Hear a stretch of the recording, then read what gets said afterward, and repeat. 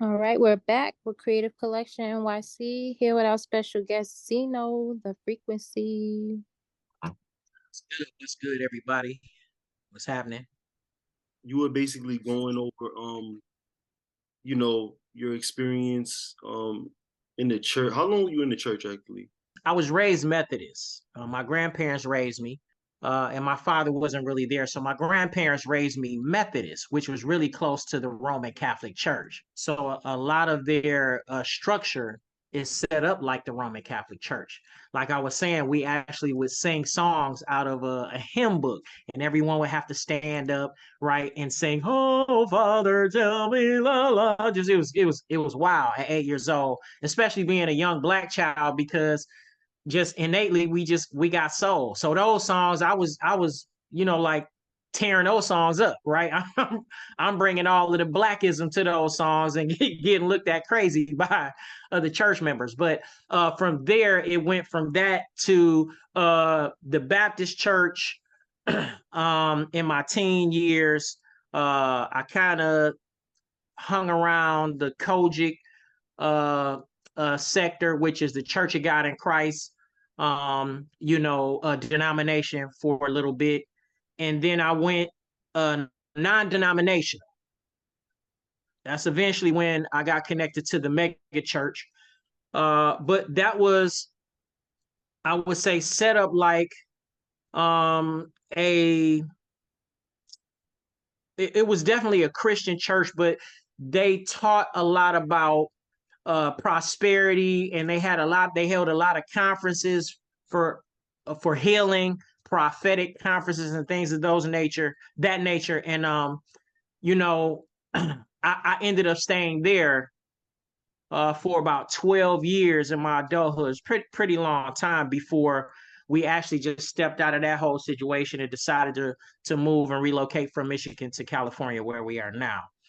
um yeah, and in that, right, kind of having those experiences, I realized that once I came out of it and was drawn out of it because of the diagnosis, which took my wife and I on this serious journey to do a lot of researching for healing. What I found out was, because even though I had stepped out of the building of the church, I was still holding on to the guidance of what I felt like was spirit, was source, right? And I'm clinging on to the Bible, and I'm looking at the Bible, and now I'm doing this research and I'm going down the rabbit hole. Mm. Going down the rabbit hole, seriously going down the rabbit hole. Mm. I'm doing research where I'm looking back. Uh, there are thousands and thousands of years where different individuals from different religions, like Krishna and Shiva and all of these other individuals, right, in different religions, lived the same life as Jesus Christ did, but they lived it thousands of years before Jesus Christ, identically. The amount of disciples that they had, the miracles that they performed, the way that they were crucified and died, walking on water, and all these different things, it was identical. So that raised some eyebrows, right? And you go further and further, you start digging into the archaeological side of things, right? Because now you want geographical information, you want historical information as somebody to corroborate what it is that you're looking at, right? So now you have these different Jewish individuals that were historians back in the 1500s or 140 BC, and they're now confirming some of the outside information that I'm looking at outside of the Bible to say, yo, this is what Jesus really was doing. This is how the culture really was. This is what we were expecting of a Messiah, and blah, blah, blah, and all of that. So it just woke me up to realize that, guess what? Before you even get caught up in the whole idea of religion, you got to ask that question. Well, what were people doing before religion? Let me say something real quick. Exactly, that's true though. First, the word religion is only in the Bible 3 times. First off, like they took the religion thing and turned it into just whatever people wanted to make a fantasy of, or whatever and stuff like that. Another thing too is the There's a scripture that says that carnal understanding is death. The only way that people's going to understand what the Bible is saying is if they use the Bible to define everything that it's saying. If we try to use other things, other words from outside of it, and try to use like the Webster dictionary and try to use like the courses from the people in the colleges and all that stuff, you're gonna get a doctrine from them. You only can get the doctrine from within the Bible. When you get that, you're gonna get a spiritual doctrine that's gonna basically is gonna come to a source where it's like everything that you're saying makes sense. Once you get the spiritual doctrine. But if you don't, if you just get it from a church or just get it from some one of the Baptists or just get it from just reading a couple of paragraphs, like you're not gonna. You got to get the spiritual understanding. It literally says carnal understanding is death, and that's exactly what it is. Taking it literally, taking the Bible literally, and not doing the metaphors and allegories and stuff like that. Taking it literally is literally death. And you just proved it by staying in the church and being in a literal carnal church and almost dying. Oh yeah, and guess what? Saw individuals die. Saw individuals that had cancer, got hands laid on them, and did the actual funeral service in the same church. What are the heads? Same. You said what? Same happened to me. You see what I'm saying? So that's because the hand that the Bible is talking about is not a literal hand. That's why. That hand is not a literal hand. Yeah. So you part of the body of a spirit. It's part of something else. It's part of the hand of God, not just a physical hand with a guy just saying, hey, I'm this guy. Let me just put his hand on you with no spiritual actual practice. I'm just saying I'm this guy. That's the problem. People claiming to be something they're not. Well, here's the thing.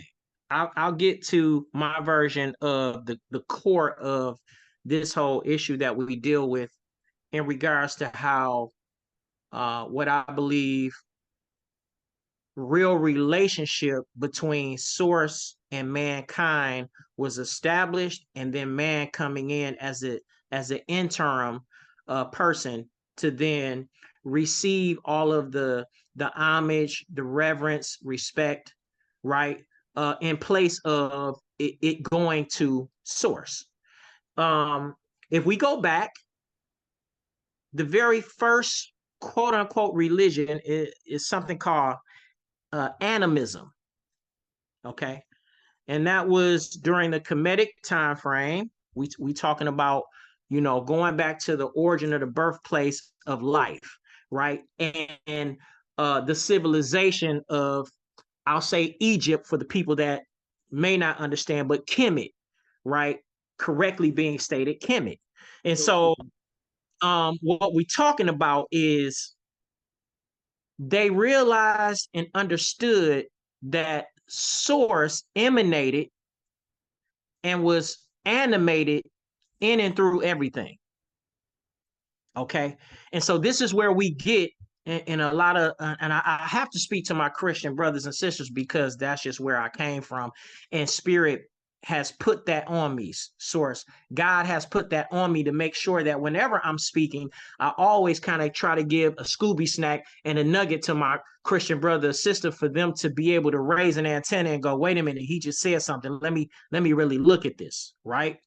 So now animism is about source emanating and animating from and through, right, everything. So this is where we get in Egyptology, right, these Kemetic symbolisms of them now paying homage to different animals and calling them deities, right? We're talking about the sun, right? And serpents and all these other things. Well, they realized that without the sun, guess what? The whole world was going to end. It provided warmth and light and protection for civilization, right? During the nighttime, people worship the moon. And so it had its benefits and so on and so on. But people look at this now in this modern day and age, and they like, yo, that's wild. You know what I'm saying? They was praying to cats and dogs and elephants. And no, what they did was they gave reverence to what the creator had created. And they knew that they could learn life lessons from any and everything. rocks being piled up, or a mountain, or a stream, or blades of grass, right? Or flowers, or insects. They all could learn and see a pattern and a cycle of life that went through every kingdom that was created, that mirrored their own creation, their own right likeness. So that's kind of like where that comes from, right? And going back there, ultimately, eventually, man just came in between it and said, hey, you know what? If you look at it from your natural common sense eye, if in fact there were other books that were discovered that speaks about the one who sacrificed his life, died, rose, and came back, but a group of men came together and said, no, we're not going to allow this book to make it into the canonical of books that we say is the truth. Just that concept alone would make any investigator go, this smells fishy.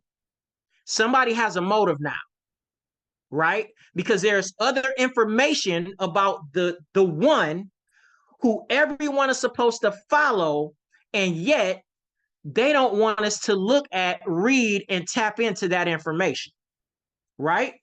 So I'm saying that to say that when you do begin to look outside of the book that they say is the book, then you begin to realize that it sounds and feels more authentic than the book that they say is the real book. Okay? And the methods in which it describes the one, Jesus, the one, performing these miracles and the way that he talked, it almost transports you back into their time frame. You almost feel like when you read this that you go back in time and you're there. So, you know, my wife and I, we had to do a lot of research. I took that route. She took the route of studying herbs and plants to make sure that she can feed my body the necessary nutrients and vitamins and everything in order for me to still be here. So when I say I'm grateful and I'm excited and I'm truly honored to be here, no, that's real, because I realized that I could have been gone already. You feel what I'm saying? And there's two things that I know we kind of left behind, and I want to speak to that. And that's Royalty saying that he was afraid of kind of letting go of what he described as really his ego, right? It's that thing that created that level of protection for him to be able to, you know, stand as a man and to make sure that he doesn't get run over. At the end of the day, you know, because he asked the question like, yo, if I lose that, I know this is his concern, and he can correct me if I'm wrong. His concern is if I lose that, right, and I let go of that part of me, then his mind is saying, how am I going to be able to function and protect myself any other way than the way that I know now?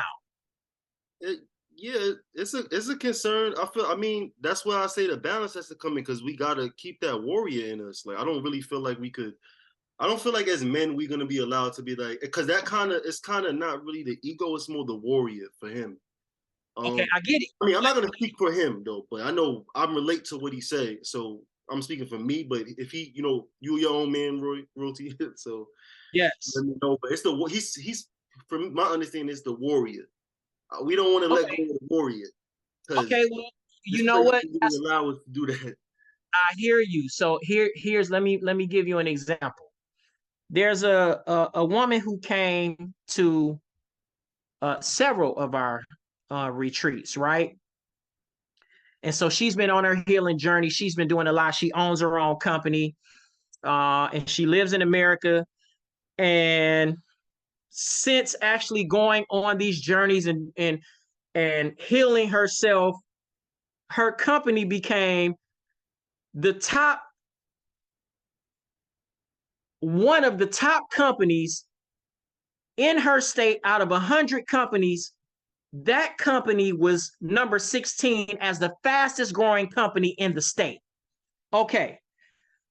Her husband asked us a question because he is seeing results, and he's noticing, hey, his wife is you know, coming to these retreats. She's doing this work. Her life is changing, and her company is doing well. But his concern is, and I'm likening this to what you're saying, that warrior edge. His question was this: if I go on a plant medicine journey and I start doing all of this stuff, am I going to lose my edge? I didn't think about it at the time when I was talking to him. It was like it hit me after I got off the phone. But what I should have said to him was, ask your wife, because your wife she kicking ass. She ain't lost nothing. As a matter of fact, her company has now been catapulted in the top 100 companies as number 16, one of the fastest growing companies in the state. So I'm relating that to not saying that I need men to lose their edge. What I'm saying is that when you release that part of your ego, not the total ego, because I stated that earlier, right? Is that you have to have your ego, right? And there is a healthy side of the ego. We're talking about the part of the ego that now makes a person respond and attract negative results, right, to them in their lives. In other words, when they start healing and seriously dealing with issues, trauma, that created this ego for them to protect themselves, what you'll find out is that you're going to end up resonating and vibrating higher, which you're going to become an automatic repellent to the bullshit that you had to react to in the first place. You'll be vibrating higher. You'll be attracting things in your world that you don't necessarily, you didn't even have to deal with before. Does that make sense? That's Yeah, it makes a lot of sense. I've definitely experienced that like I said to Vision last time, I experienced that on some level because I got rid of a lot of my ego. I didn't do what y'all did, but I definitely there are many ways to do it, brother. There's many ways to do it, and you did it. Go say you're working on it. I definitely don't even got the same energy to sit there and entertain certain things, certain remarks, certain energy come my way. I see it coming quicker because the third eye open and stuff like that, and mindfulness is being used as a tool to protect me as well. So I don't always have to be running around like feeling like I gotta, have that energy and stuff like that. I could ease up just a little bit. But yeah, I get what you're saying. Long story short. Well, here's the thing. We just had a sister in the room say, guess what? You don't have to remove people from your space. They'll remove themselves. That's what I mean. Right. When you start doing this healing work and you go in, right, this shadow work, you go to the darker side of yourself, the thing that you might be afraid of, because like, yo, it's some demons and some devils. Hell, I'm going to be honest. I was on a journey one time and I saw what I'd like to think was Lucifer, the image of what they say is Lucifer. When I looked in the mirror, I had horns. I was beautiful, but I had horns and it reminded me of Lucifer. I had to get in my bed and lay down in a fetal position because I was that afraid for a moment to be like, damn, am I the devil right now?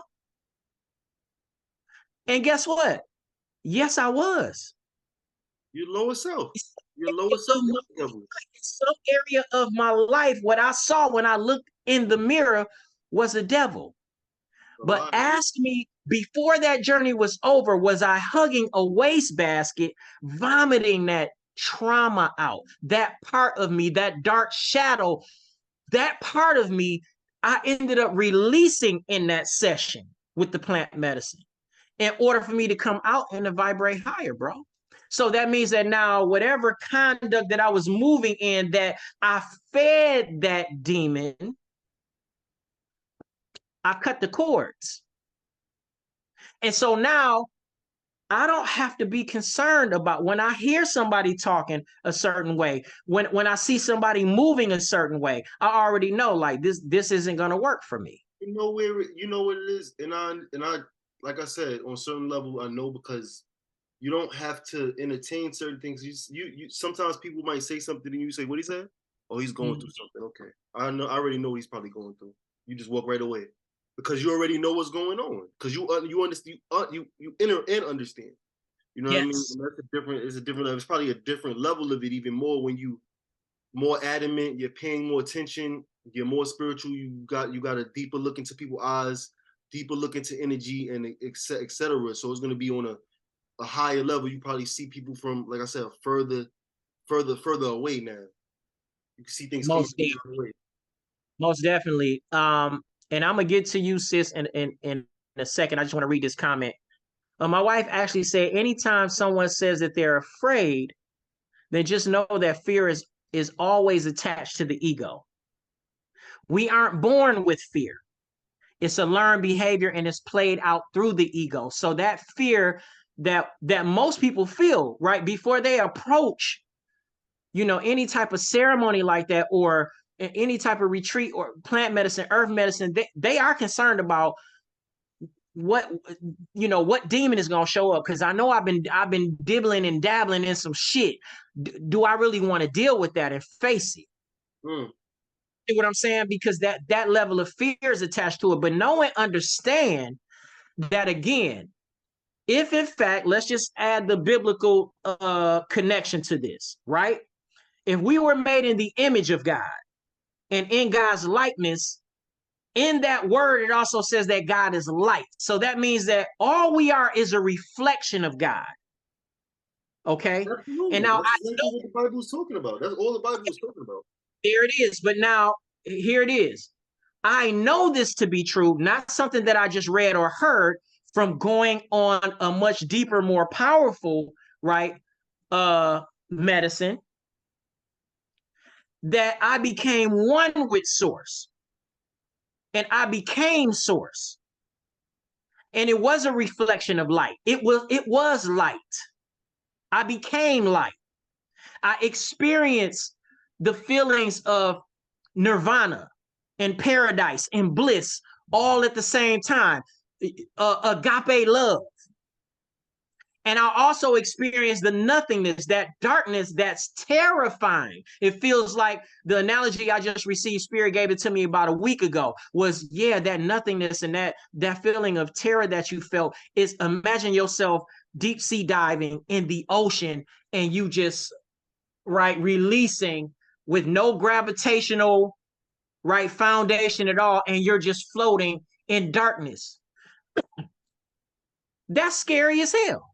It gets deep, man. I see, and I mean, like, at the end of the day, the fear is definitely is there, and I think it's just a challenging thing to get through. When you're connected to it, because you probably seen certain things, you've been through traumatic things that's similar to the fear, so you got like this collection closet of different traumas you've been through and stuff like that. So now you like, you're fantasizing about how scary this is because it's a little worse than what you've been through already and stuff like that. So it's kind of a deep attachment that comes in. It takes a lot of courage to find your way getting through those type of feelings. Most definitely. And I want to highlight this real quick too about that word, because there's a difference between in the word fear, right?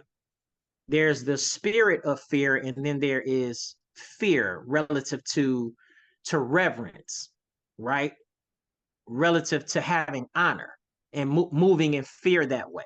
So we have to be able to identify, especially men, am I operating in the spirit of fear, or am I moving with fear? Watch this, with fear and trembling, so that way I can receive my salvation. That term, fear and trembling, doesn't mean you walking through life shaking and you terrified of everything. Well, what does trembling mean to you first? Well, right. Fear and trembling in that context of the way that the word was delivered, it meant having reverence, being intentional, trembling, being intentional, and or methodical, pragmatic about the way that you move, being intuitive enough and connected to hear right from the divine, from source, to know, oh, this is when I should move. Trembling, when you think about the physical act of trembling, it is incremental movement, shape, right? It's a staccato-ish movement. And if you break that down, every analytical, pragmatic, thoughtful, intentful approach in your life could be chopped up into small little movements and pieces of, oh, let me not make that phone call. Oh yeah, let me go. Spirit is telling me to go here. Oh, don't drop money down right here because I don't know, something is just telling me don't do this. That's a level of trembling when you're now connected into the voice, right? And the spirit of God, you're able to hear that information. That's the way I take it. That's one of the problems with the words too. I think one of the easiest ways to start getting through the spell of the words is to start going for the most positive definition of the word. Every word got 4 definitions. I'm Yes. starting to stop looking at the newest one and starting to go to the oldest one, whatever it takes for me to get away from the carnal understanding of whatever's going on. Because this always low and it's low vibrational, and if you always thinking like that, you're gonna be living in fear and be stuck there in some way. Yeah, you're going to attract, again, how you're vibrating. So if your mind is constantly thinking and emitting that frequency and vibration, then you're emitting that and putting it out into the universe. And guess what? It has to come back. Yeah. Oh, okay, Damiana, I don't know if it's cool. But when we're done, yeah, when we're done, we can come back to that. So, sis, I'm glad you spoke up because now I'd like to hear the quick story about your cannabis situation and helping people heal in the church. Yeah, right. Because basically, everybody's demonizing the cannabis, and then when I told them my testimony before we went into ministry and singing, because I was singing as well in the choir, um, I told them, like, I take CBD oil and it stops my seizures. I work with my doctors with it, and it's been working. And the CAT scans, the brain scans, been proving that it's working. So then they're like, "Oh, okay, can I get some?" I said, "Oh, okay, sure, no problem." Said, "If you want, I'll rub you down. I'll rub your knees. I'll rub your feet, just like Jesus did. He washed your feet. I'll rub your feet down." These people were like enemies to me. They hated me, and they weren't welcoming. They were OGs in the church. They were cliques and gangs in the church. They didn't welcome me as the new member, as a youth member, and they were demonizing everything I did, down to how I look and dress. But then when I told them my story, they were so open to trying the CBD oil. And then when I did rub them down, they felt it, and then they started ordering it from me. You know what? That's something because what you were dealing with is what it speaks about in the Bible, right? Exactly. Jesus dealing with Pharisees and Sadducees. Mm-hmm. This concept and their understanding of Jesus is that Jesus was a Christian. Well, let me stop you right there, please. You this is happening for a reason now. Yeah. The word, another one, because I started to go dig deep into this. The word Christian is only in the Bible 3 times. And the word Christianity is not in the Bible at all. Like, that, why is that? Like, that's a whole big thing for me, because I'm not saying it to get rid of the religion or nothing like that, because I know people going to be like, yo, they're going to think I'm trying to say, yo, erase. Nah, I'm just saying from a standpoint of all of the denomination has to go. And we need to become one, like you saying, become one and just cut out all of the, yo, I'm this, I'm that, I'm this, I'm that. That's why we embrace a lot, because we don't be like trying to cut people out. Like, yo, yeah, we might have our beliefs that we with, and stuff like that. Like, we follow Christ in a certain way, but we not trying to like, oh, you believe in this, like, yo, because we know that Christianity was made up. So I just had to shout that out, because you about to get into the Christian thing. I just want to crack that egg for anybody that's in there.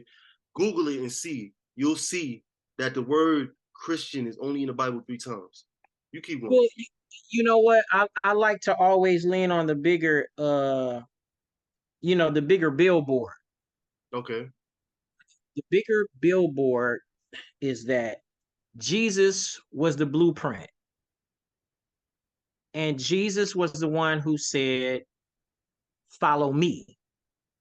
He always pointed, though, everyone to the Father. He never said, praise me. He never said, worship me. never ever in life. It was always, right, him pointing individuals to source. And so with that, it's one of these things where when you look at Jesus's character overall in the Bible and his stance, as well as his cousin, John the Baptist, Jesus didn't even allow anybody to touch him because John the Baptist was out in the wilderness. He was outside of the church eating locusts and eating honey and doing his thing. And he wasn't necessarily connected to the church like that, but his parents were. Okay. And so when it was time for Jesus to get hands laid on him to get baptized before he went out to actually go in his ministry, he knew where to go. He went to his cousin because his cousin was out in the wilderness. His cousin wasn't rocking with the church. And so this is where we hear about the story of after Jesus gets baptized, he falls down into the water and then he comes up straightway. If anybody in this day and age seen somebody raise up straightway from being in water, they would literally react as if they were in a horror film. Do you understand what I'm saying?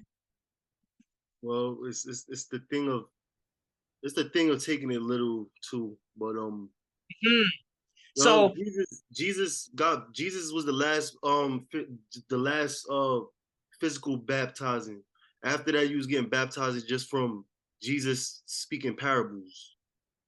mm-hmm. No more John the Baptist after Jesus. He gave it to Jesus, and Jesus said, "That's just a tradition now. We just talking. You don't understand my parables." Right, we doing this a different way because now I have to speak to the inner man. He was coming with resurrection. That's what that was all about, right? Renewing. Inside, right, and dying. The old man is dead. The old man. Ego death. The old man, old man, ego. Yes, an old mindset and becoming a new creature, right? So, I mean, that's what that. But what I will say is this. Again, we're I'm kind of leaning heavy on the plant medicines that way and everything, and I've been talking about that. But if we just talk about sound and frequency and vibration, briefly, I actually just had a note that I wanted to bring to the table with this real quick. You don't want to get hyper focused on this or on what we talking about. I like to just get a briefing just so we put it in the air and stuff like that. Definitely get to the sound, the healing frequencies.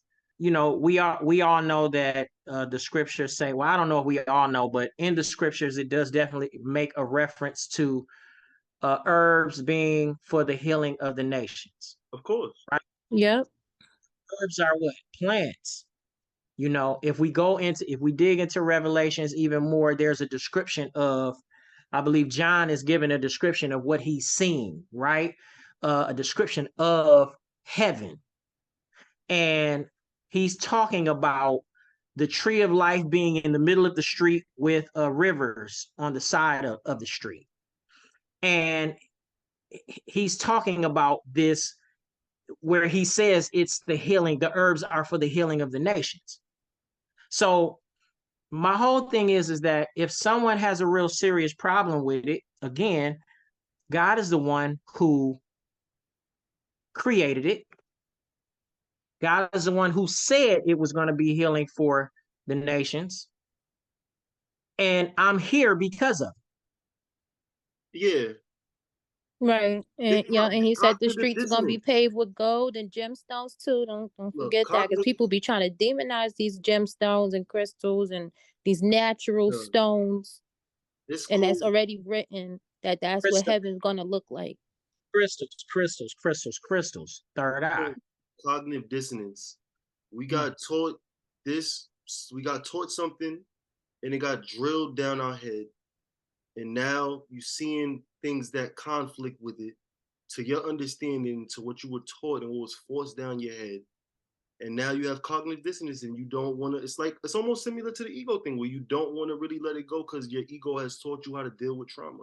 So now you don't Well, it is. how you're going to deal with new occurrences of trauma if you don't hold on to the ego that has withstand a certain level of trauma. It's Well, a basic concept, but it's hard as an adult. It makes you feel like a kid again. I often tell people now that if you sit down and you really talk to me and you are a Christian, I may create some PTSD for you because some of the things that I'm going to say is going to be traumatic. It is going to make you question the foundation of what you feel like is your truth and the truth, right? Um, so and again, it's just like anything else. When you begin to poke at that, it creates fear in an individual because then they're saying, well, now what do I have to stand on? What do I have to believe in? Because that mode of belief then also helps them dictate the decisions morally that they make to move and navigate. Mm-hmm. So if somebody like me comes in and begins to share information that is now contradictory to what it is that they say they believe in is the truth, it's like, yo, like, where am I going to? Who made the rule? Because that's what, but this is why I don't sit back and be like, yo, oh, let me proclaim this or proclaim that, because at the end of the day, it puts you in a box. You can't even help anybody. If you can't even help it, so now you can't help somebody unless they say they're a Christian. That's what Jesus said to do. I can't help you unless you're Christian. Right. That's not what Jesus wanted. You're not even doing what Jesus wanted now. And here's the thing about it. Once again you have an experience where you become one with source, you realize that there's so many of these scenarios and topics that really don't even matter, because at the end of the day, what is a common truth is that we're all from source. We all come from source. We all are a part of light. And either we are, again, moving on the dark side and within the dark spectrum of light, which is going to lean towards materialism, right? And worldly gain solely, or you're going to move in the light spectrum and on the light side, right, of light, which is going to, right, lead people to love, peace, liberty, right, freedom, happiness, and joy. In that sense, righteousness or upright standing. So that's really what it is, man. And at the end of the day, for me, I found out, and I can say this out loud, that having that diagnosis was probably one of the best things that ever happened to me in my life. Because after that, I began to realize and develop a much stronger personal relationship with the Creator, and therefore I help lead people to the Creator that way, man. And I'm so grateful, and I know that I'm going to live the rest of my life out. That's my purpose. That's my divine purpose and call. So I'm gonna walk that out, until this body decays and I transition and go into another realm and dimension, or if I have to do this all over again, I know that I'll come at a higher level. I'll be ascended when and if I do come back. I'm gonna still move on this pathway somehow. Amen. That's beautiful. Well, praise. Yeah, that's what it's about, man. That's what it's about. You found your purpose, and your intuition is, like I said before, we have a God gene. You know what I'm saying? God is in your head. Like it's like, yeah. I mean, that's how so much information for you to know and confirm what it is that you're saying, and it's just you have to be courageous enough. You can't be scared to get this information. You know what I mean? Like, I'm not scared to get this information. I ask 1,000 questions. I ask 1,000 questions.